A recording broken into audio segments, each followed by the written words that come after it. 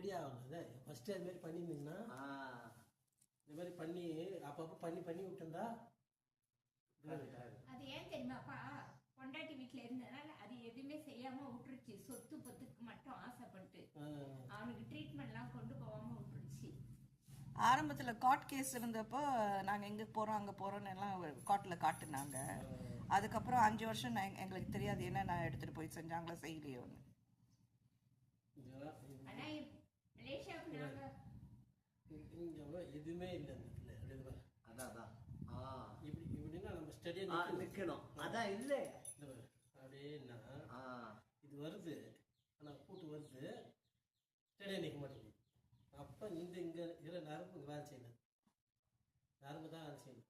ஆனா இவங்க கூட்டு போய் நிறைய இடம் அந்த ஊர் பண்றது என்னென்னமோ பண்ணினாங்க. ஆனா 4 ஓடிட்டு தானே நம்ம செஞ்சோம். ஏன்னா 4 வருஷம் ஓடிட்டு அப்புறம் தான் இவங்க நிறைய இடம் கூட்டு போய் செஞ்சாங்க. நான் இங்க கூட்டிட்டு வரும்போதே 7 வருஷம் ஆயிடுச்சுப்பா. வைத்தியத்துக்கு நான் எடுத்துட்டு வந்தப்ப 7வது வருஷம்.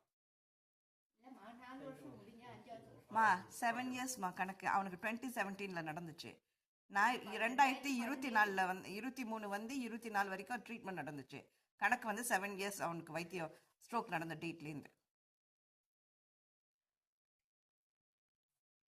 அது போற இடம்லாம் 4 ஓடிடுச்சுன்னு தான் சொன்னாங்க. ஏன்னா நம்ம கையில வந்தது அப்பதான். அந்த கையோட தான் இவங்க எல்லாம் அங்கங்க அனுப்பி அங்கிருந்தே ஏற்பாடு பண்ணாங்க.